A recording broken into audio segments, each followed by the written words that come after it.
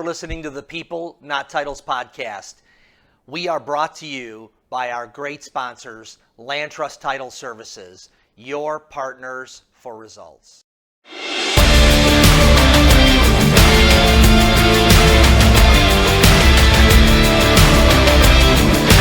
Well, hello, this is Steve Kaempf with the People, Not Titles podcast. That's the name of the podcast, Steve. People, Not Titles. And we are here with Chicagoland real estate legend, Steve Baird, the president and CEO of Baird Warner. Welcome, Steve, to the podcast. We're so glad you're with us. Thank you. Yeah, excellent. So we are recording this on November 11th. So this is Veterans Day. And I didn't realize this until I did a little bit of research. Steve, your dad is a veteran, right? Yeah, my dad served in World War II. He actually never saw action in Europe. He was a quartermaster in Detroit, actually. Okay. I don't know what they call them, provisions. He did all the provisioning and stuff. Yeah. And he was somewhere around the Detroit area. And did he talk about that much? No? You just, how long was it? Was it a 2-year stint? I have no idea. He didn't really talk about it much. But that was after his education, after getting out of Harvard. Then he went into the military. After the business school, Harvard Business School, he was.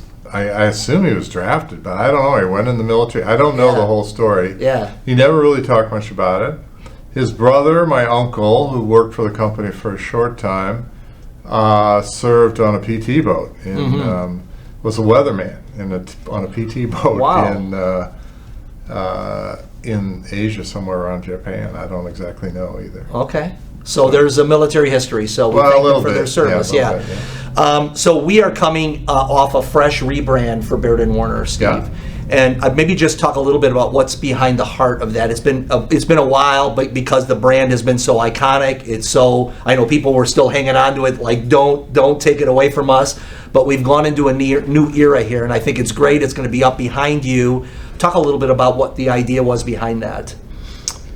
Well, I just think every so often you need to refresh. You need to update, change things around a little bit. Just the change itself creates a little excitement. Absolutely. And, when we started getting into it, I didn't realize it had been so long since we had changed it the last time. So, and things change. Literally, people's interest in different colors and what are good colors and bad colors and all this stuff. Yeah. This is not my area of expertise, but we went through this process, and we're also a little bit we're going to be, our 170th anniversary is next March, so that played into it a little bit, and it's I think it's terrific. It looks clean and modern, and people really like it. We've gotten really good reaction to it. Yeah. At first, I was a little skeptical about the colors because it wasn't black, but the traditional black and yellow. Yeah. But no, the more I looked at it and the more I saw it, I think it looks great. Yeah, and I thought the explanation of the deep blue, kind of Lake Michigan blue, and then the harvest gold. I mean, those. I know that you can interpret it any way you want to, right? But I think it's fun to look at. It brings something new out of it when you hear the thought behind it. So I thought it was great. Yeah, I don't know if you know this, but every color has a name. And I'd like to be the person who names colors. Yeah. There is a company, I think, that names colors and the official naming controls that deep blue or whatever that's called is this color. And harvest wheat. Yeah, exactly. Before you used to call it yellow. Well, it's different. It's gotten to the point where it's so sophisticated around the color. It's important that people know when they refer to it that it's that color. So when they're doing their materials, they're using the right version, so you don't get 10 different versions of a yellow or a wheat color, or the same thing with the dark blue. You don't get 5 so it looks disjointed then. So there is some real reason behind why they do that. That's great. So Steve, Baird Warner, 170 years, and so there's this rich tradition and history, yet there's this kind of renegade visionary kind of approach that you take to the business, that you don't want to get stale, you don't want to just talk about yesterday. How are you able to do that? I mean, what makes you drive the business forward and hang on to the good stuff of the past, but think about, the future in that way? Well, I don't know if renegade is okay. Renegade might not be. I would say there's been some disrupting ideas. No. That you've had. I agree with you. Yeah. As I look at the business, or have looked at the business, obviously we've been around for a really long time, and we're very proud of our history. And there's a lot of really good things around our history. But it's a modern world, and you can't go on a listing presentation or go to get a mortgage and say, hey, do business with us because we're the oldest company around. Yes. It just doesn't really, to me, resonate very well. So you need to, what are we doing today? Well, yes. People are, what are you doing today? Yeah. Why should we use you today? Yeah, it's great, you're old. Right. You've been around for a long time. And the other part of it is, if you look back in the history of the company, we have always been changing and progressing, and that's why we're around. Because we've been able to change so many times. My father would probably recognize the company in its form today. My grandfather wouldn't at all. In fact, he didn't like the residential sales business at all. But he lived in a different time and brought the company through the Depression. So each generation has kind of changed. And so, when I came in, I looked and said, this is like a new business, a new opportunity. I have these assets, which our name is both good and bad because, they associate us with something. Generally, that's good, but sometimes it's old and stodgy. I mean, there's all sorts of, that's another reason why you change the color scheme around. It makes you feel better. So I have tried to do it visually through the signage. The B&W that was here before was one of the first things I did a long time ago. But I also changed the look of our offices. Yes. Whether we're in Martingale or the one that's on 120. I wanted people to step off the elevator and go, this is a new company. Yeah, this is innovative. It's an innovative company. It's bright. It's new. It's that I wanted that feel. That we're not just an old company. We're a combination of old and history and rooted in the city and all that kind of thing. But we also have a new look on things. We're exciting. We're doing new things. And also, from my own point of view, that's much more interesting to me. To do what we've always done, that's nice. But what else are we going to do? What's a new thing? What's a thing that's going to be exciting? Well, and you've taken that approach to the real estate transaction in general, where you have constantly been rethinking it. The vision of one company. As far as I can see in Chicagoland, it was certainly, we were the first ones to come out and really rethink the transaction. What was the heart behind that, Steve? Well, a couple of things. First of all, a little background on me. I have never sold residential real estate. I've never really been in the trenches, so to speak. I've obviously worked for the company for a long time, but never done those things. So, and I view that as a real advantage. Some people view it as a disadvantage, and most of the people in my position or in leadership positions in these organizations came up through, they started selling and then they were managing and they moved up. And so they were used to doing business in a certain way. And so it was hard for them to change because now I came in and I looked at it and go, why do we do it that way?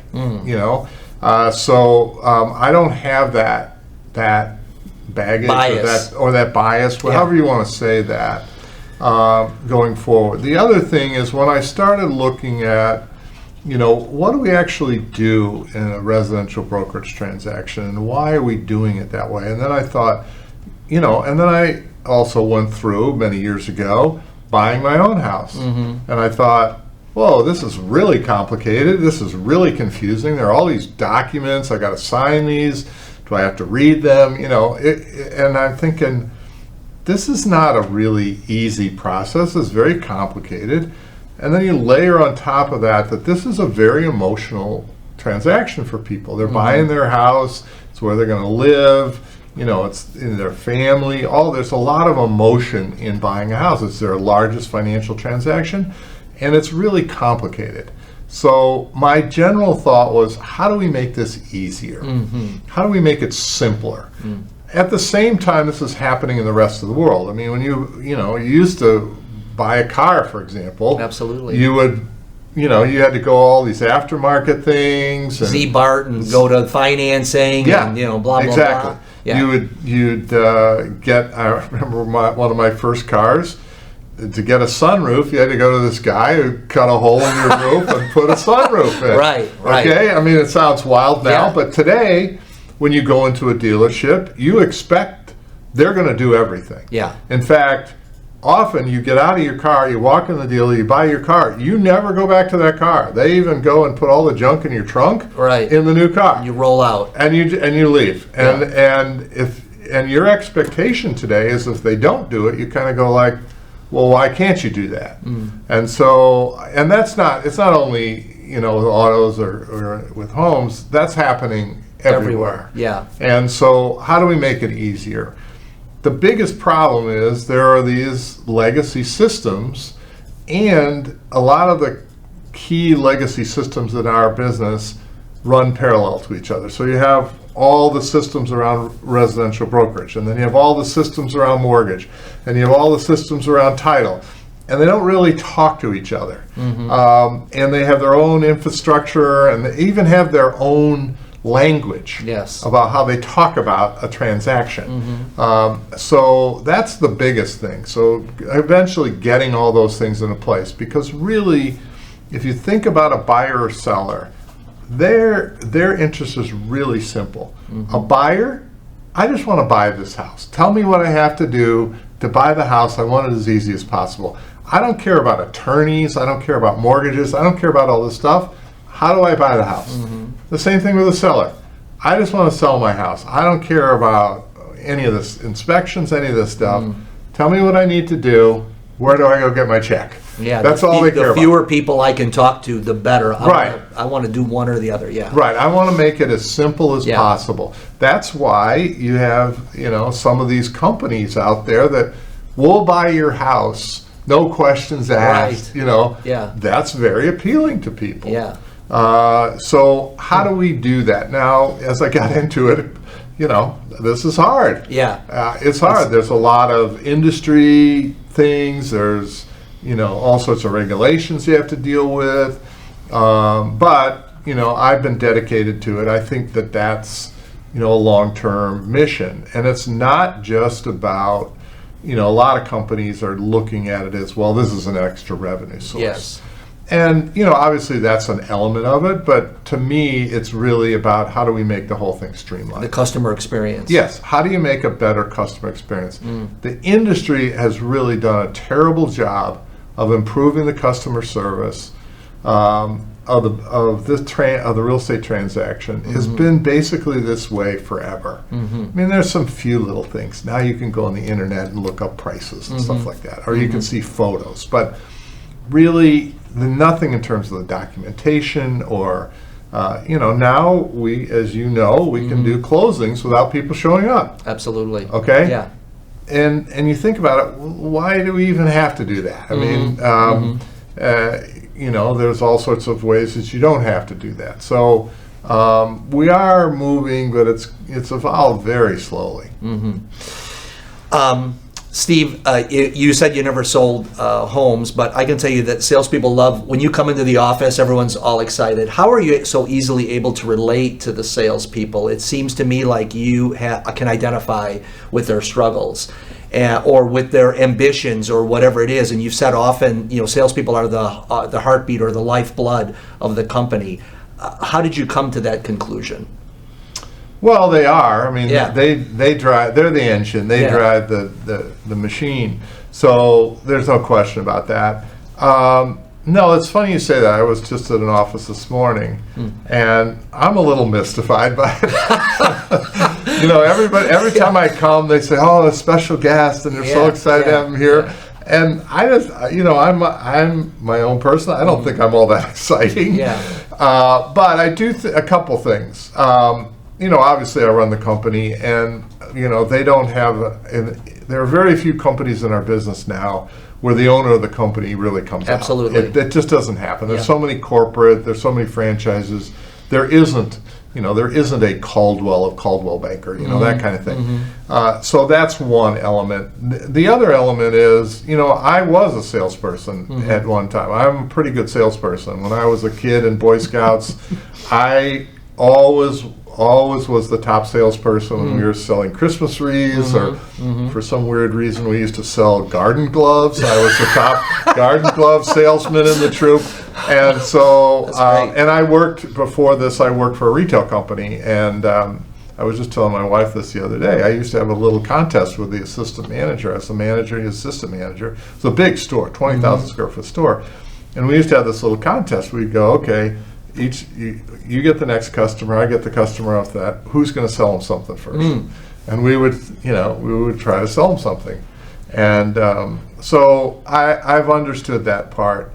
The other element is, I just decided that the most important thing was really to be human, to go in there, and if I didn't know something, say I didn't know something, or tell them I was pissed off at something, or tell them I was excited about something, or whatever, and also tell them a little bit, about my life, that I'm a person. Regular guy. I'm a regular person. Yeah. And it was interesting when I first started doing it.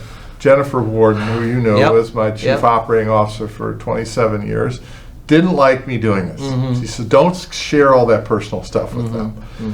And I thought about it, and I thought, no, that's not right. Yeah. They're here sort of because of the family. That's an element that they help them make their decisions. So, and when my dad was around, I used to say to him, he would say, "Oh, they don't care about me." I said, "No, you're like the company mascot. Yeah. We need you to come out. Everybody loves him." And I don't. You knew my dad a little bit, but my dad wasn't as gregarious or outgoing as I am. I got some of that from my mother, but him just showing up, they just loved having him there. Yeah. And I don't know, that connection or something, I don't quite understand it because I'm not on that side of it, but I think they value that there's actually a real person there, and there's a family there, and I like to share a little, that we're about to have our third grandchild and all that kind of stuff. They like that kind of stuff. I mean, agents are, very emotive people. That's why they're good. The good ones understand people. They relate to other people.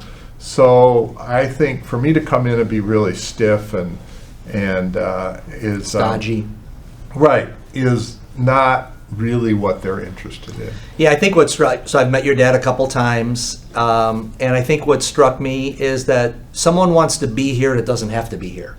You know what I mean? I mean, he could have rode off to the sunset or whatever, but this is a guy that's still showing up, and it's like, it's because he wants to be here. He likes it. So I'm thinking to myself, wow, this is a place that people like to be around, Yeah, and I actually, I get energized when I go to offices. You see that. It's genuine. The agents are, they're emotive, positive people. They exude positive energy. That's what they are. They're salespeople. Yeah. And so when I go to an office, as a general rule, there are some times when they get pissed off at stuff, but, they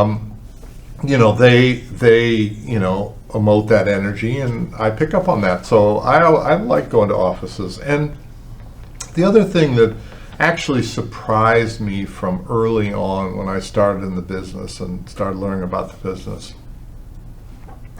I had heard, like so many people, that real estate agents don't have, they don't have the greatest reputation and all that sort of stuff. But when I started going out and meeting agents, they are incredibly interesting. Yeah, a lot of winners, a lot of overcomers. Yes, but they also do all sorts of interesting things that you never would have thought about. Yeah. Like Lisa Burns' husband restores Chris Craft wooden boats. There you go.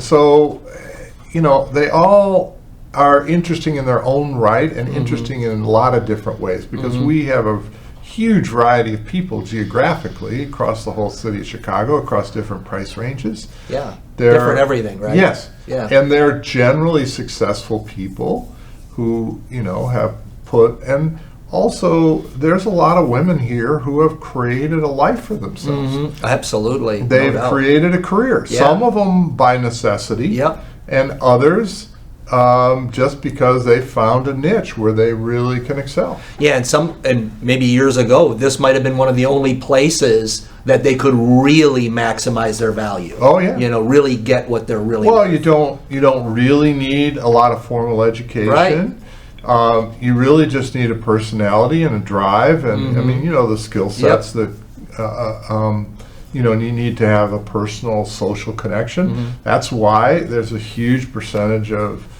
agents are women.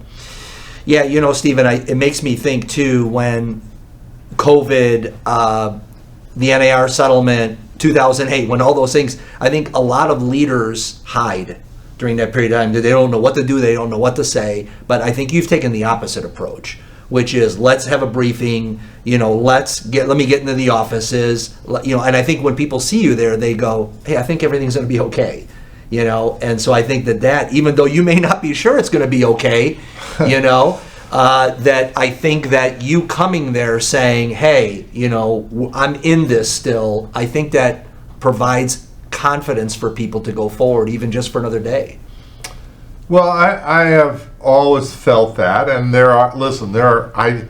I know I try to project that, because when you're in any kind of a situation or a challenge or whatever, you want to know that someone has a plan. Yeah, absolutely. What are we going to do? I know it's tough, but we're going to do this and we're going to move forward. So that's just human nature. Yep. So I am generally that person, and so I try to do that. Now, are there concerns on my part? Absolutely. Yeah. Okay. Yeah. Absolutely. That would be crazy to think that I wasn't concerned during COVID or Right. whatever. Sure. But I think part of my job is with this group of people who are very emotional Yep. and very connected, Yep. that you project that there is a certainty, a solidity. We've got this. We're going to get through it, and we have. And I also know that we have a really good company, and we have a lot of really good people. So I know that we are going to get through it.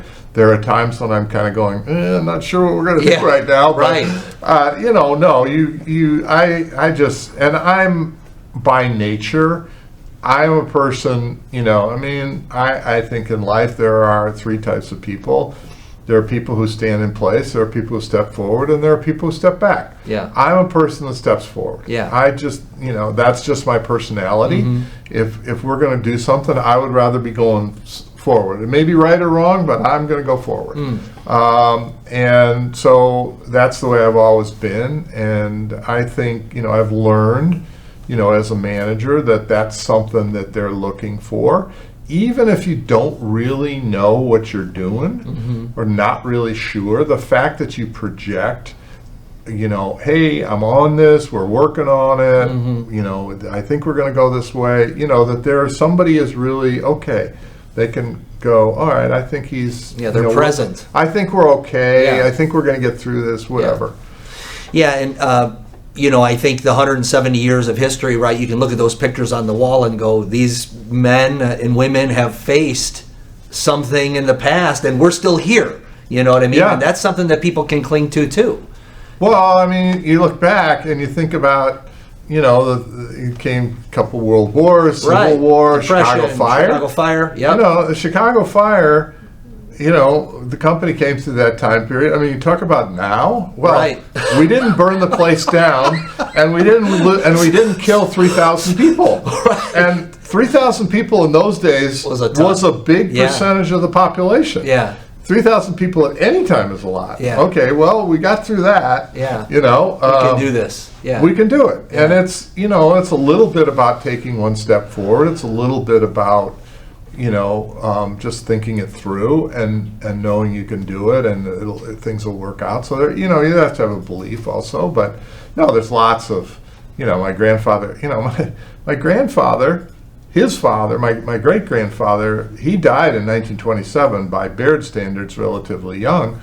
So my grandfather was in the company, and he had, I don't know how long he'd been there, but not very long, and all of a sudden he takes over the company, and 2 years later, it's the depression. And I'm thinking like, Yeah. okay, well, oh, gee, got this job and the whole place goes to hell. Yeah. So, and he had to figure out how to do business in that environment. Yeah. And so, and it's not to say one is better or worse than the other. It's just you deal with what you got to deal with, and there's good and bad, and that's part of life. That's part of business. Yeah.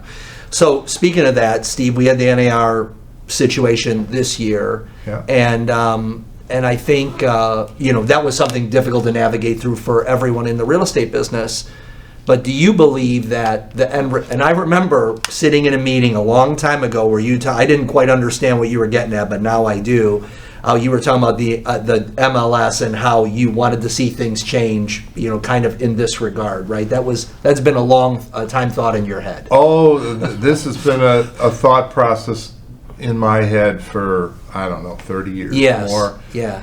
I just, it was another thing when I started thinking about the transaction and I saw how we did business, and I thought, really to represent the client's interest, the best thing is that we have somebody representing the buyer and somebody representing the seller. And it wasn't such a radical idea. Right. It was already being done in the commercial businesses. Absolutely. And The People Not Titles podcast is brought to you by Land Trust Title Services, your partners for results.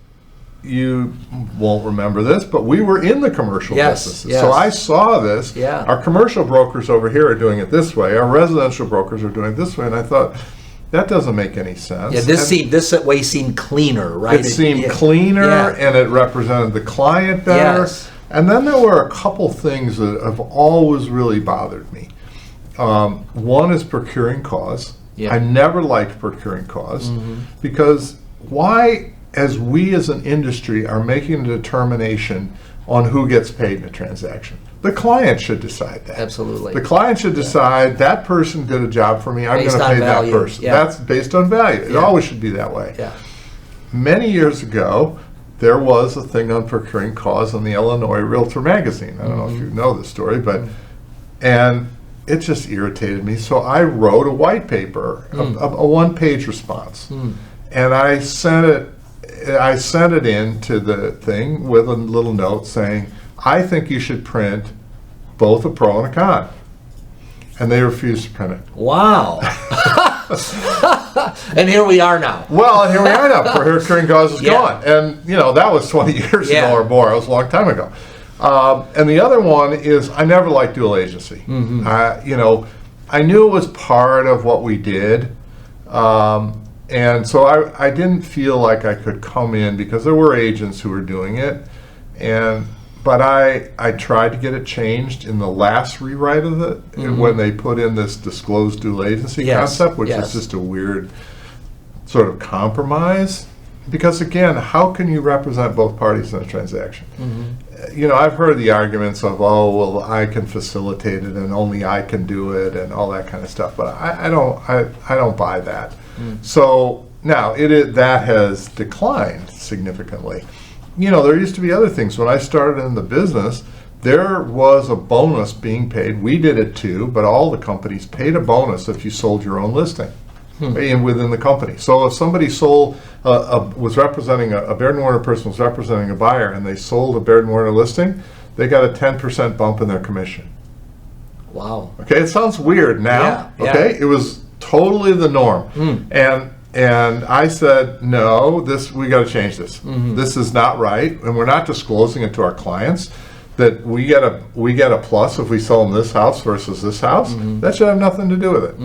So I stopped doing it. I got a lot of grief. Wow. Because all the other companies were doing it, and they go, why can't we? What I did was it was 10%, and I said, okay, we're only doing it 20% of the time. I'm going to change the commission schedule by 2% across the board. But they were all pissed off about it. Wow. Steve, you've said a lot of times, I hear you say, because it's the right thing to do, whatever, when you're talking about something. And a lot of people, I think, there's a misnomer that if you do the right thing, you can't be profitable. That's ridiculous. I think that's absolutely the opposite Yes, is true. Yes. You got to do the right thing. Doing the right thing, I don't know. it's part of my nature. It's part of the family. But I just think that's the way you live your life. Yeah. I don't think it's just a business thing. It's reflex for you, right? Well, I guess I just never. Yeah, I've that's never. great. I've Yeah, that's never good for known it people to the know. other way, and it's Yeah. always seemed odd to me that people would do. Why wouldn't you do the right thing? Right. You know. And the other thing I tell people is the right thing is rarely about money. Yeah. Okay, money follows. Money isn't part of the right thing. You know how it follows, and if you do the right thing, it's just like if you have a good reputation and you purport yourself well, you're going to do well in the world. There may be situations, personally or in business, where doing the right thing may be viewed as a negative thing, or you may lose business. I remember my dad telling me that when he took his position on open occupancy, you know, housing discrimination in the 60s, that there were people who threatened and actually took business away from Yeah. us. So doing the right thing is sometimes costly in the short term. But, you know, in the long yeah. term, and the other thing is, you know, which is a critical thing for me, you know, yes, it's about running the business, and yes, it's about making money. But if you're in business only to make money, it's just not going to work. Yeah. You know, you have to Yeah. be in business for some other reason. And I want to go home at night and I want to go, okay, I felt good about that. Yeah, some decision. good things happened. I felt good about that decision. Maybe I lost some money or whatever it was, but I felt I did the right thing. And that's way more important to me, that I do, or an agent or whoever, or the client thinks that we did. Now, interesting, sometimes you do the right thing and there are people in the transaction who don't like it because it maybe goes against where they are. Yeah. Or, you know, I've had situations where doing the right thing meant that we had to refund a commission and an agent lost money on that transaction. I don't think they lost money, but obviously they had a commission and now they don't. But that was the right thing to do, to change the commission or whatever it is. So as a long-term thing, my view is you may, actually not as often as you would think, lose money on a short-term basis. But what you gain on a long-term basis, you know, is so much more. But, you know, we've been around for a long time. We think about things from a long-term perspective. That's the most important thing for us. And the other stuff will follow. You know, when you run a business, if you're trying to make the decisions based on just the profitability, profit and income should be a result. A byproduct. It's a product of what you do. It is not the main goal. Companies or people where it's the primary goal is just making money, then they become more willing to round corners or do things, you know, that aren't right or straightforward or however you want to say that. And that eventually almost always catches up to people. Yeah, and when I think about, okay, we've been around for 170 years at Baird Warner, and you say the family that's part of our DNA is do the right thing, I think that kind of says enough to anybody who's considering things to say, wow, you know, 1 + 1 = 2 here. Do the right thing, be around a long time, you know, that's the living proof of it right there. The funny part about it is my wife always teases me about it. She says, well, how do you know? How do you know what the right thing is? Yeah. And my That's answer is great. very simple. Yeah. You just know. You just know. And if you don't just know, that's a problem. Okay. And it's about having, you know, a set of standards, a set of morals, a set of Yep. rules, whatever that is, Yep. that are obviously legal and, you know, all the other things. But you should know, what are you about? What are the things that are important to you as in a business or a personal sense? And everybody has that.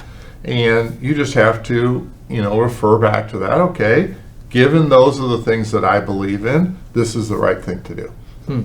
So, Steve, do you think that after the stuff washes out with the NAR settlement, do you think we'll have a better industry, better agents, better product for the consumer? Oh, absolutely. Wow, that's great. Absolutely. Yeah. I think, and I was talking about that at Oak Park this morning, I think that our relationship with customers is going to be better because it's transparent, it's clear, it's simple, it's more straightforward. Now the agents right now are all freaked out because we're changing all the forms and you got to do business this way instead of this way. Once you get past all that ground clutter, they're going to realize this is a much simpler, more straightforward way, and they're going to have a better relationship with their clients. And where the clients are going to know, okay, this is what I do, this is what you do, here's how you get paid, here's how I get paid, and it's all up front. And up to this point, it hasn't been that way. And I have always been very uncomfortable way back when and years ago, the industry used to train people, pick up a buyer, tell them, hey, come work with me, it doesn't cost you anything. I never liked that thing because my feeling was anything that is free, immediately in your head it goes, what's going on here? Yeah. It isn't free. Right. We all know it isn't Right. free. And so is this a bait and switch? Are they going to, is it going to cost me some other way or whatever? Or are you just, if it's free, it's probably not worth much. Probably not worth it. Yeah. And that's not true. Right. I mean, we create a lot of value for people on a regular basis in the most important financial transaction in their life. And when we survey our people after they've done transactions, almost everybody says, I had a terrific experience, it was worth it, I'm glad I had an agent, all that kind of stuff. So I think that doing business this way is going to improve our image, our professionalism with the general public. So I see that going up. I see there just being a better feeling about realtors, and it's a much more straightforward way of doing business. So I think this is all positive. And I'm, from that point of view, I don't like how it came down. Yep. But from that point of view, I think this is a real positive thing for the business. Yeah, I think the crossroads, in my view, is the jig up for the realtors? The emperor have no clothes, we don't have any value, or do we have? And we're finding out that realtors are actually awakening to their value in different ways and saying, wow, some of them are even, adding extra value to the consumer and saying, yeah, I'm actually worth this based upon everything I've considered I'm doing. Yeah. The good ones are here. So I think you're right. I think even just this short little time that we've had, we see, everyone is just leaning into it, and the good agents are still here and thriving. Well, and the interesting part is, I believe the consumers are ahead of us on this issue. Probably, yeah. The consumers have been consistently using us. They trust us. They're willing to pay us the money. Absolutely. We are having a problem asking them for that. Yes. And that's really mostly in our head. Absolutely. And the agents have to get down to the place where they're comfortable with that. And again, this came up today because they're changing. They've never really had to sit down with a buyer and say, here's what I do, here's what I'm going to do, here's what you need to do, we're going to sign an agreement, you have to do these things, I'm going to do these things, here's how I'm going to be paid. If that ain't, they do that on the seller side, they haven't done it on the buyer side, so they'll figure out how to do it. And right now they're kind of reaching around for the words. But they did it on the seller side. Absolutely. And in most of the cases, the statistics, and our statistics say that 80% of the time when somebody hires an agent, they only call in one agent. Now people think, oh, there's all this competition. Right. No, they only call in one agent. And why do they do that? Because they've decided, I want you to be my agent for a trust issue or a personal connection issue. Or referral, highly recommended. Exactly, all those kind of things. They didn't decide on that because you had the lowest price. Maybe some of them, but most of them have already basically made the decision. And if you sit down and say, okay, I'm going to do this, you're going to do that, and here's what I'm going to charge you, as long as it's within reason, they're going to go, okay. And there's not going to be a discussion. Now, the agents think right now that that's only 20%. It's not really 20%. It's much higher than that, and they'll get over that. And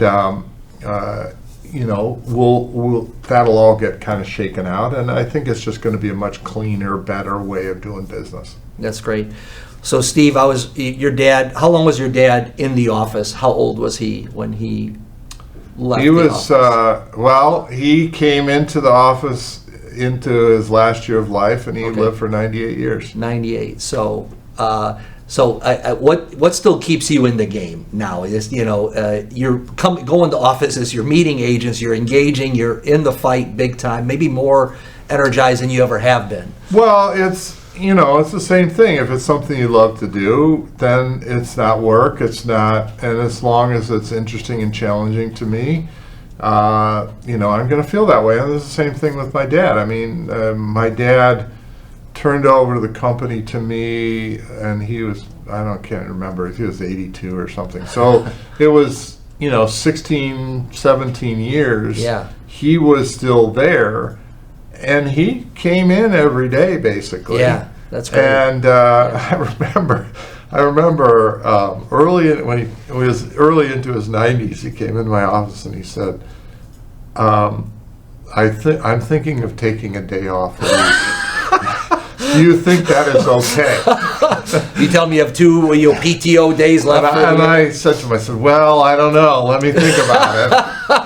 Wow. And no, I said, listen, you don't have to come in at all. Yeah. And he said, no, I think I'm going to take Wednesdays off. Yeah. So, I said, great, That's take Wednesdays off. But, it was for him. He came in and he just liked real estate. And now he wasn't as involved with the company after I took over the company. He was there. He went to events and so forth, but he was doing other things. I mean, he sat on the Landmark Commission for Chicago Landmark Commission for 45 years, and he had other business, property and so forth, and he would work on those things. But he enjoyed doing that. Yeah. And no, it's just I have friends of mine and so forth who are retiring, and I have the same reaction to them, which is like, what do you do? Yeah. I don't play golf. You do ski. I'm a big skier. I love to fly fish, but I can't do that every day. Yeah. Yeah. And I think it's important. My view is that you're either living or you're dying. Mm. And if you're not engaged in things and you're not interested in things and curious and all that kind of stuff, you're just declining. Mm-hmm. And that's what worries me most about people who retire is they stop having that input and that interest and thinking and being involved with things, and just sometimes it's just getting up and going and doing things. Absolutely. And that to me is, as I told Susan, her father was a banker, and he would come home at 5 o'clock, and then they sold the bank, and he was basically retired half the time I knew him. And I told her, I said, I'm not coming home at 5 o'clock no matter what happens to the business. I just want you to understand that right off the bat. I'm not going to be the guy who's going to be there every day at 5 o'clock for dinner. That's just not going to be me. Yeah. I don't know what I'm going to be doing, but I'm going to be doing something. And that's been, the family's always been that way. My grandfather was that way. My dad was that way. Well, I think it's a great resource. All these years of accumulated experience, we have to be able to tap into it and leverage it and all that, And so a lot of people park their car before it's even ran the rate. Well, the other side of that is I do wonder. Yes, it's experience, but also, you still want to be relevant. Want to be relevant. You want to be, up to date with what things are happening in the world and the way business is being done, and all the other things that happen that change, and so that's more of a challenge than it used to be. Yeah. And I rely on my kids a lot to tell me what the music's like. Your grandchildren. Yeah, exactly. Yeah. All that, what they're watching on TV and what all that kind of stuff. Yeah.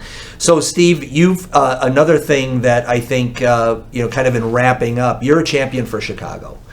And where a lot of people, the city's, everyone's leaving all the, you're like, you're a big believer in the strength of the city. And and not just like sitting back, your family has been really active in all these different things, the 606 most recently and many other things. Why? What, where did the love for Chicago? Well, first of all, the whole narrative around people are leaving the city. Right. It isn't as true as people say. It makes a lot of media. Yeah. But if you look at the numbers, there aren't a whole lot more people moving to Florida or Arizona than there were before. There are a few more, but relative to the whole population, they're not. Right. Then you also, if you travel around the country and you talk to people about Chicago, people have, I hear all the time, I love Chicago, I come there. We get 60 million people here come to Chicago. From other countries. Countries around our country. Yeah. This is a major center in, you could just say the Midwest or whatever. And then you look at what's here. We have a lot of fantastic institutions. I went Friday night. We have one of the world's greatest symphony orchestras here. Yes. We have one of the greatest art museums here. We have sports teams. They're not really doing great right now, but this is just a fabulous city.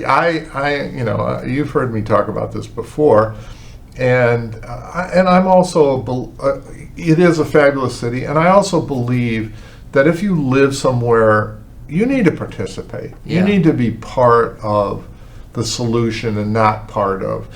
And the people that are leaving, it quite frankly irritates me because a lot of them made their living, they made their fortune, whatever, here, and then all of a sudden, at the time when they can most support the city, I'm getting out of here. Right, didn't go the way I wanted it to. Well, or whatever, now I don't like it. Yeah. Well, why don't you do something about it?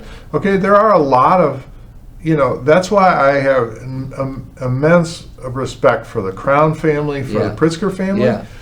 Very wealthy families, they could be anywhere. Yeah. But they're here, and they're not only just living here, they are here, they're investing here, they're on boards, active, they're doing, and not only just sitting on a board. Right. They are in there doing stuff and supporting the city. And I just think that that's part of, I feel that the city of Chicago created an environment where we were able to thrive as a family, okay? So I feel there's a duty that we need to help support that in whatever way that is. And I just think that's about community. I don't think it's any different in any other community. Chicago just happens to be my home, and Susan and I have talked about it because a lot of people are moving to here or there, and we look about it and we think about it and we go, first of all, I don't want to go anywhere else. I mean, there's so many great things here. I was thinking Friday night, I'm thinking, we went out to dinner, we walked down to the symphony, we heard Ricardo Muti, who's one of the greatest conductors around, play the symphony. Francis Ford Coppola was in the audience, all this stuff. And I'm walking home and I'm thinking, like, why would I want to go somewhere else? And the other thing is, Chicago is a very accessible city. It's easy to get around. It's easy to navigate. The people are nice. That's the other thing I hear. People, for example, New York is a great city. But when you go to New York, I always have the same feeling when I go to New York. It's like you're always kind of like, they're going to try to steal something from you. Not actually steal it, but people are like, you're looking over your shoulder. Well, or you ask them, you ask them directions, and they look at you like, In Chicago, literally, if somebody, and I do this, someone's looking at a map, or I'll go over and say, can I help you? Can I help you find someplace? That would never happen in New York. Okay? They just walk right by you. They'd never, even if you said to them, could you help me? They would go, no. Well, that's the Midwest. Yeah, absolutely. When I interviewed with you a long time ago, Steve, you said, why do you want to come to work at Baird Warner? And I said, Baird Warner is like the New York Yankees of real estate. And you laughed and you said, you do know I'm a Sox fan, right? And I said, yeah, but the Yankees, But so let's talk about the White Sox, to wrap it up, Oh, we're going to end on a high. Well, are you excited about their coach? Who knows, right? The coach is not the answer. Okay? Yeah, it's not going to be. And I also was just thinking about it. I was talking to my partner. I've been a season ticket holder for 40 years. I was talking to my partner about it, and I think, I said to him, who's going to take this job? And Well, hopefully it's somebody who wouldn't normally get a job as a manager with like a good team. Yep. But maybe it's a guy who's more aggressive or younger or whatever. I don't know. That is not their problem. If you get the greatest coach and the White Sox don't fix their ownership problem, it isn't going to matter. They could bring the best guy in here to Dave Roberts from the Dodgers, bring him in here. He wouldn't be successful. Yeah. So the key here is that the ownership, Reinsdorf, have to be serious about making a winning team. And I'm actually going to the Bulls game tonight, and it's interesting to me that I was looking. Are you excited about the Bulls this year, Steve? Nah, they're better than the White Sox, but they're not. And so tonight we're going to see Cleveland. Cleveland is 11-0, and the Bulls are 4-5, I think, something like that. And these two teams 4 years ago were even. They were fighting each other for the playoff spot, and 8-9 or whatever. Yeah, they were. They were right there. Yeah. And Cleveland went this way, and we went not totally down, but kind of a fade. And it all comes back to the same thing.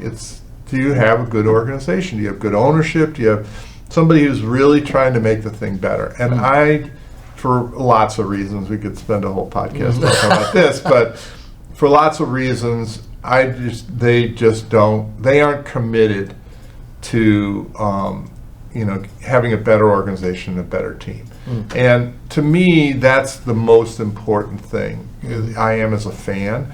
I can live with bad years and so forth. Everybody has bad years, but you got to be committed to making it better. And I don't think they are. I don't think now Jerry Reinsdorf thinks he is. Yeah. But look at your record. Right. In 40 years you've won one championship and not really been that competitive in other years. That should really tell you something that you're not doing the right thing.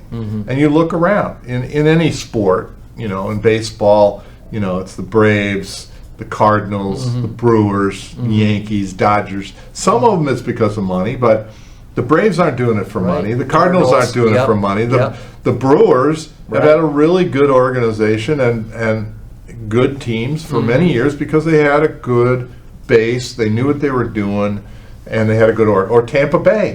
Tampa Bay is the worst stadium. I mean, the top of the stadium blew off in the last hurricane. Yeah. They had a terrible stadium, and they don't draw any fans. Right. But they've been very competitive. Why?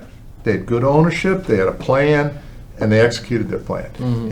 But that doesn't exist. That doesn't exist with the White Sox. I actually don't think that really exists with the Bears, and I don't. It's a little better with the Cubs.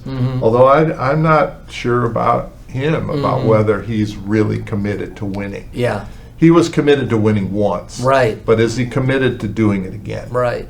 I'm not sure. Yeah, he may think he's winning right now, right? Well, for him, if you look at, he's spent a lot of money, but almost all the money has been about making the area better, which has given him a financial return. Absolutely. Yeah. And if you want to have a good baseball team or a good sports team, you've got to invest in the team. Yeah. And he has done some. Yeah.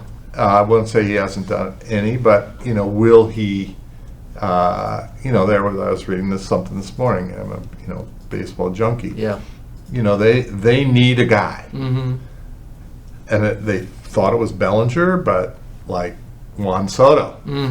Would they go out and get Juan Soto? Juan Soto would totally transform that team. He would be a leader and a guy you could count on, and so forth. For a Cubs long time. don't really have that guy. I mean, before that was a Rizzo. And, Yes. and, Brian or whoever. Right, exactly. Yeah. They don't really have that guy right now. And the good teams, they have that guy. So the Yankees, that's Judge and Stanton. And for the Dodgers, it's Ohtani and Betts and Freeman. Those guys who...